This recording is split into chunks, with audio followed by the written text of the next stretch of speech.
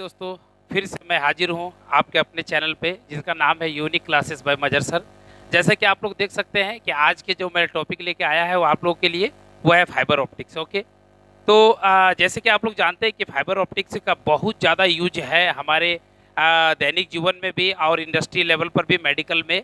आप जानते होंगे कि जो लॉन्ग ट्रांसमिशन जो होता है, दूर के डाटा ट्रांसमिशन के लिए सबसे बेहतरीन जो कम्युनिकेशन सिस्टम है वो है फाइबर ऑप्टिक्स। फाइबर ऑप्टिक्स में क्या होता है, थोड़ा सा यहाँ पे देखिए, ये फाइबर का होता है और ये जो इस चीज़ को कोर कहा जाता है, इसको क्लैड कहा जाता है, ठीक है ना। ये क्लैड और कोर, ये इसी बीच में सिग्नल हमारा जाता है।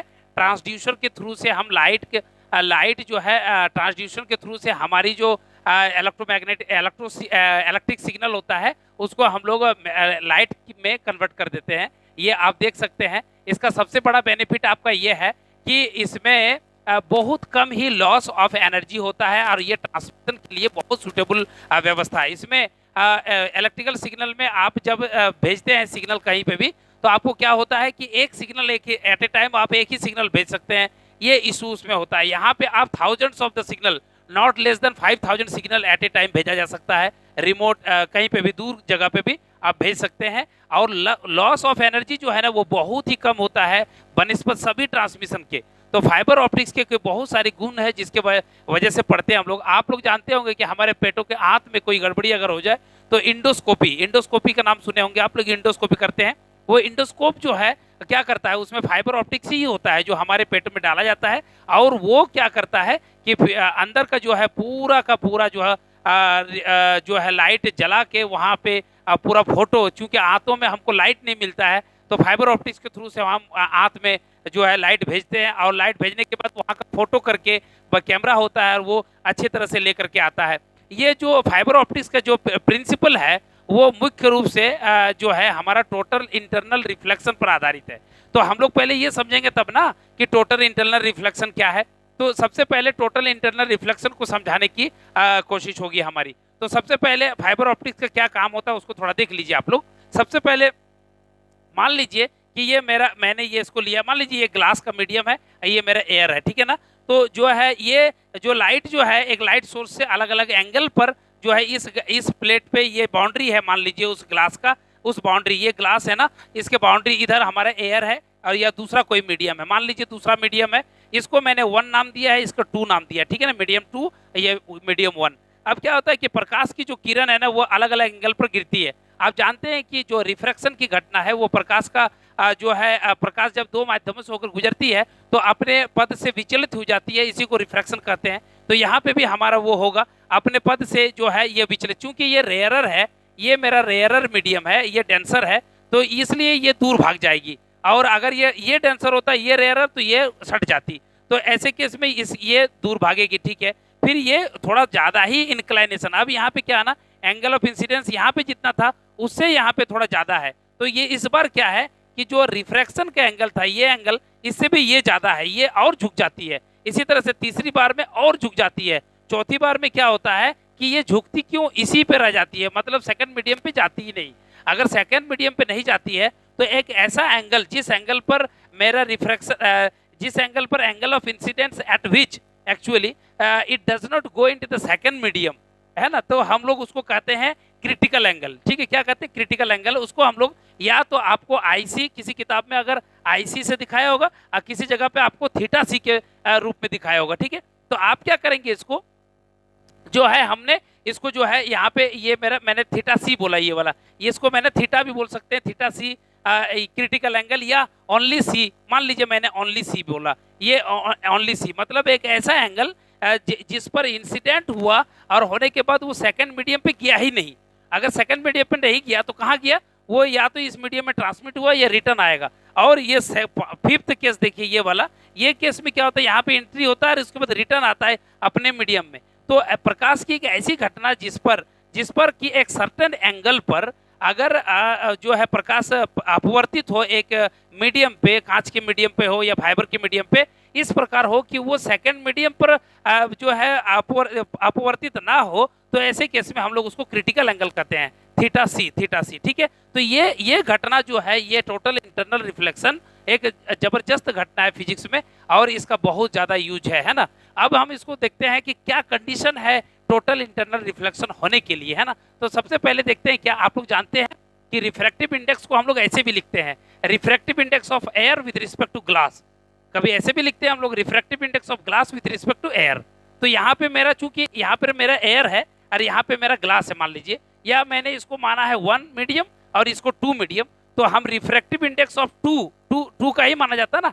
तो ये refractive index of 2 with respect to 1 मतलब ये कौन है मेरा, ये 1 हमने माना, क्यों, क्योंकि ये मेरा जो है डेंसर से रेयरर पे जा रहा है, इसलिए मैंने इसको 2 माना है, इसको 1 माना है। तो हम जानते हैं कि जो 2 वाला है वो बाद में होता है, ये 1 वाला होता है, तो 2 वाला मेरा ये बाद में है, ठीक है, और ये 1 वाला पहले है। तो इस तरह से साइन आई, उसका नियम है sin i by sin r, है ना। म्यू2 जो है इस तरह से sin i by sin r, Snell's का नियम है ये।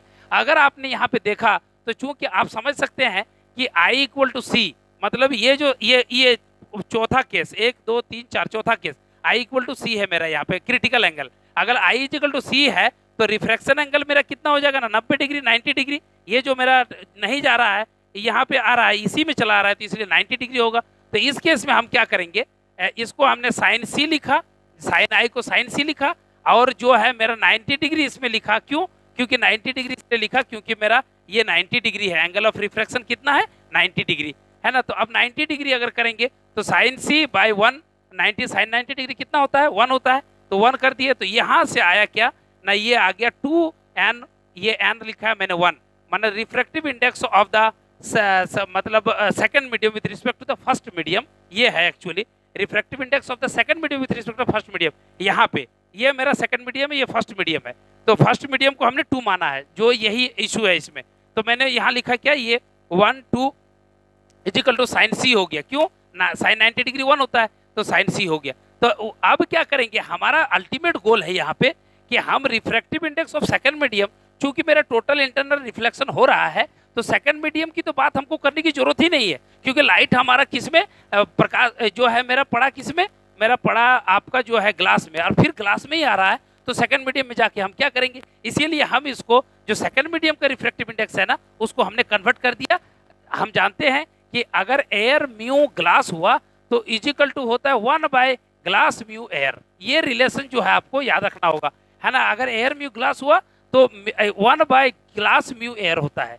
तो उसी तरह से इसको हमने बदल दिया, तो हो गया 1 बाय 1 यहाँ आ गया और 2 मेरा यहाँ हो गया। तो refractive index of the second medium with respect to the first medium it becomes C. तो अब हमको समझ में आया, जो क्रिटिकल एंगल है ना, साइन सी मतलब क्या है, मेरा क्रिटिकल एंगल है, ठीक है ना। तो क्रिटिकल एंगल जो है वो मेरा निर्भर करता है किस चीज पर, वो क्रिटिकल एंगल मेरा निर्भर करता है जो है रिफ्रैक्टिव इंडेक्स ऑफ द ये मेरा फर्स्ट मीडियम का। तो इसका मतलब अगर आपने क्रिटिकल एंगल, अगर आपका रिफ्रैक्टिव इंडेक्स ज्यादा होगा तो क्रिटिकल एंगल कम होगा, क्योंकि कम इसलिए होगा क्योंकि साइन का एंगल अगर घटता है तो साइन का वैल्यू भी घटता है। तो इसका मतलब है कि अगर ये कम होगा तो ये ज्यादा होगा। तो आप देख सकते हैं एक लिस्ट मैंने दिया है यहाँ पे, उस लिस्ट में आपको दिखाया क्या है कि जैसे जैसे ये 5 पदार्थ मैंने लिखा है, वाटर, अल्कोहल, ग्लास और डायमंड, 4 पदार्थ लिखा है मैंने, और सबका रिफ्रैक्टिव इंडेक्स भी दिया है, और उसके बाद आपको दिया है क्या ना, ये क्रिटिकल एंगल। तो आप देखिए, गौर करिए कि जिसका भी रिफ्रैक्टिव इंडेक्स ज्यादा कम है, मान लीजिए जिसका भी कम है,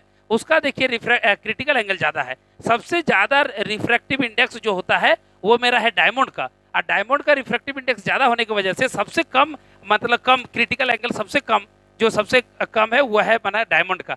डायमंड एक वस्तु है जो बहुत ज्यादा चमकती है, उसका चमकने का मुख्य कारण यह है कि उसको तराशते हैं, उसको जो काटते हैं 24 डिग्री से 24 डिग्री के इंक्लाइनेशन पर प्लेट को काटते हैं। प्रत्येक जो है उसको तराशने का काम ही है डायमंड उसको जो है तराश के हम उसको 24 डिग्री पर इस तरह से तराशते हैं कि जिससे हमें एक बार लाइट जब घुसे तो टोटल इंटरनल रिफ्लेक्शन करते हुए वो हमेशा प्रकाशमान रहे, वो हमेशा प्रज्वलित रहे, हमेशा जो है वो लाइटिंग करते रहे। इसीलिए जो हीरा हमारा डायमंड जो है वो सबसे ज्यादा चमकीला पदार्थ होता है। अब दोस्तों हम आते हैं कहाँ पे, ये वाले इस पे। ये तो केस है मेरा पूरा जो है टोटल इंटरनल रिफ्लेक्शन का मैंने बताया। अब मान लीजिए कि ये मेरा फाइबर ऑप्टिक्स है, इस पर हम देखने की कोशिश करेंगे कि किस तरह से ये क्रिटिकल एंगल को निकाला जाता है और किस एंगल पर हम फाइबर ऑप्टिक्स को किस एंगल पर हम डालेंगे जो है जिससे कि हमें जो है टोटल इंटरनल रिफ्लेक्शन हो। क्योंकि हम हवा से पहले डालते हैं, हवा हवा मेरा पहला फर्स्ट मीडियम होता है, सेकंड मीडियम उसके बाद आता है ग्लास, थर्ड मीडियम मेरा जो है क्लाड, ये क्लाड जो देख रहे हैं आप, क्लाड मेरा थर्ड मीडियम है। तो मैंने इसमें यहाँ पे एयर को एक मीडियम माना है, मेरा सेकंड मीडियम ये N1 है और थर्ड मीडियम मेरा N2 है। तो सबसे पहले जो प्रकाश आपतित होती है ये हुआ बिंदु, ठीक है ना। यहाँ पे प्रकाश जो आपतित होती है ये साइन आई, ये पर आई होगा ये, और ये एंगल ऑफ रिफ्रैक्शन होगा, ठीक है ना। तो आप तो जानते हैं कि ये एंगल ऑफ रिफ्रैक्शन है। तो ये भी आपको मालूम होना चाहिए कि ये जो देखा है मैंने, ये जो एक्सिस है इसको भी दिखाया है मैंने। तो चूंकि ये एंगल और ये एंगल बराबर होता है, अल्टरनेट एंगल, तो इसीलिए ये आर है तो ये भी आर हो जाएगा, ठीक है। आपको समझ में आना चाहिए, तो ठीक है। अब देखिए, गौर करिए, ये दोनों मीडियम के लिए लीजिए। आपको बता दूं मैं, रिफ्रैक्टिव इंडेक्स ऑफ एयर 1 होता है, ठीक है। तो 1 sin i by sin r equal to N1 by N2 by N1 होता है ना, N2 बाई N1 होता है। तो N2 मतलब मेरा यहाँ पे N2 कौन है मेरे लिए, N1 बनता है मेरा N2, ठीक है ना। क्यों? क्योंकि सेकंड मीडियम, ठीक है। तो सेकंड मीडियम और फर्स्ट मीडियम क्या है ना, मेरा हवा है, हर हवा का रिफ्रैक्टिव इंडेक्स 1 होता है, तो 1 होता है, इसीलिए N1 बाई 1 लिखा है मैंने, ठीक है, 1 लिखा है। अब देखिए यहाँ पे साइन आई है, साइन आई, उसके बाद क्या है मेरा ना, इसको मल्टीप्लाई कर देंगे तो N1 साइन आर, ये मेरा इक्वेशन नंबर 3 मैंने लिखा है, ठीक है ना, इक्वेशन नंबर 3। उसके बाद टोटल इंटरनल रिफ्लेक्शन किस कारण पे होगा, जैसे थीटा ग्रेटर देन सी, जब क्रिटिकल एंगल से जिसका भी ज्यादा होगा, अगर थीटा ये एंगल थीटा, ये एंगल जो बोला है मैंने इसको थीटा बोला है, और थीटा ये रिफ्रैक्ट, अगर ये क्रिटिकल एंगल से ज्यादा हो तब तो और टोटल इंटरनल रिफ्लेक्शन होगा। अगर ऐसा हुआ तो साइन थीटा भी जो है ग्रेटर देन साइन सी होगा। अगर चूंकि थीटा ग्रेटर देन सी तो जो है साइन थीटा भी ग्रेटर देन साइन सी। अब क्या करेंगे हम, चूंकि हम लोग जानते हैं फॉर्मूले से, ये sign i by sin r equal to N2 by N1, ये ऐसे लिखते हैं। इसी तरह से मेरा साइन सी मैंने लिखा है, क्यों? क्योंकि इंसिडेंट एंगल है वो साइन सी मेरा इंसिडेंट एंगल होता है, साइन सी मतलब क्रिटिकल एंगल जो कि इंसिडेंट एंगल है। तो incident angle by reflection angle, और रिफ्लेक्शन एंगल चूंकि टोटल इंटरनल रिफ्लेक्शन होगा तो 90 डिग्री पर ज्यादा होगा या 90 डिग्री के बराबर होगा तभी होगा, इसीलिए मैंने 90 डिग्री लिखा है यहाँ पे। तो ये 90 डिग्री N2 बाई N1। अब क्या हुआ कि N2 बाई N1 और ये मेरा तो बन गया 1 कौन क्यों हुआ भाई, ये यहाँ पे जानने की जरूरत है। N1 मेरा इस बार हवा है, यहाँ पे कितना है, हवा का वैल्यू मेरा क्या होगा, मेरा यहाँ पे जो है मेरा यहाँ पे 1 होगा, साइन 90 डिग्री यहाँ पे 1 होगा, ठीक है। अब ये 1 हुआ तो मेरे को क्या पता चला कि sine C equal to N2 by N1, ठीक है। Sine C equal to N2 by N1 कैसे हुआ, यहाँ पे हम दिखाया है मैंने, sine C by sine 90 degree माना angle of incidence by angle of reflection must be equal to N2 by N1।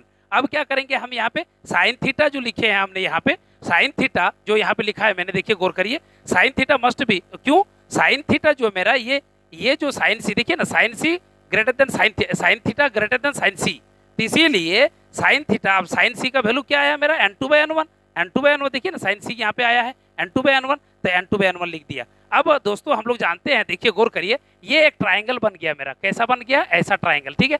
ये यहाँ पे आर है, ये थीटा है, और ये 90 डिग्री है, तो ये दोनों भी तो 90 हो जाएगा ना, तो आर प्लस थीटा जो होगा मेरा वो भी 90 डिग्री हो जाएगा। तो वही चीज यहाँ मैंने लिखा है, आर प्लस थीटा 90 डिग्री, तो आर इजिकल टू कितना हो जाएगा, 90 माइनस थीटा, तो 90 माइनस थीटा ये भी लिख दिया, ठीक है। अब ये क्या हुआ, यहाँ पे देखते हैं 3 नंबर इक्वेशन मेरा है, ये sign I equal to N1 sine R, तो sine I equal to N1 sine R के जगह पर क्या बैठाएंगे, 90 माइनस थीटा बैठा दिए। अब क्या हुआ कि sign I equal to N1 और sin 90 minus theta cos theta होता है, यस, तो कॉस थीटा, इसीलिए कॉस थीटा बराबर क्या हो जाएगा, साइन आई बाय N1, है ना। इसको सिंप्लीफाई करेंगे तो साइन आई बाय N1 बनेगा। अब हम क्या देखते हैं, क्या इसको हम यहाँ से थोड़ा सा सॉल्व करेंगे इसी जगह पे। तो इस तरह से अगर हम देखते हैं कि cos theta equal to sin i by N1 बना, तो आप जानते हैं क्या ना, साइन थीटा इक्वल टू होता है अंडर रूट ना लिख करके 1 माइनस कॉस स्क्वायर थीटा, ऐसा लिखते हैं, और ये साइन स्क्वायर थीटा का होता है, इसलिए यहाँ पे 1/2 लिखेंगे। अगर 1/2 लिखेंगे तो ये 1 माइनस और कॉस स्क्वायर थीटा, देखिए यहाँ पे गौर करिए, कॉस थीटा का मतलब क्या आया ना, sine square I by N1 का स्क्वायर, है ना, पूरा का ऐसा, ये हो गया मेरा साइन थीटा, ठीक है। यहाँ तक आपको समझ में आ गया होगा मेरे ख्याल से। अब बताइए साइन थीटा, इस इक्वेशन पे चलिए, sign theta must be greater then n2 by n1, इसीलिए ये वाला 1 minus sine square I by n1 का square must be greater then जो है कितना है मेरा, मस्ट बी ग्रेटर देन कितना बनेगा ना, यहाँ पे n2 by n1, n2 by n1। आपको बता दूं यहाँ पावर था, ये पावर को अगर इधर ले आएंगे हम तो यहाँ पे मेरा क्या बन जाएगा, स्क्वायर बन जाएगा, इसलिए n2 स्क्वायर n1 स्क्वायर। ये कैसे किया हमने, ठीक है, यहाँ पे कर दिया मैंने। अब देखिए यहाँ पे इसको अगर सिंप्लीफाई करेंगे आप तो आपको मिलेगा ऐसा, n1 का स्क्वायर माइनस साइन स्क्वायर आई ग्रेटर देन और इक्वल टू, ऐसा हो जाएगा n2 का स्क्वायर। इसको सिंप्लीफाई कर सकते हैं आप, देख सकते हैं, ठीक है, और ये कट जाएगा तो आपको बनेगा क्या, ये साइन 1 को उधर ले जाइए तो n1 का स्क्वायर और n1 का स्क्वायर माइनस n2 का square must be greater than और इक्वल टू साइन आई का स्क्वायर, ठीक है, ये हो गया आपका। इसका मतलब हो गया कि अगर स्क्वायर को यहाँ लगाएंगे तो आपका ऐसा हो जाएगा, अंडर रूट n1 का स्क्वायर माइनस n2 का square equal to must be less than और मस्ट बी ग्रेटर देन और साइन आई। यहाँ पे अब क्या करेंगे हम, यहाँ पे लिखेंगे ओनली साइन, अगर हमको आई लिखना है, आई तो इधर इन्वर्स हो जाएगा, इसलिए लिखेंगे sine inverse under root n1 का स्क्वायर माइनस n2 का स्क्वायर।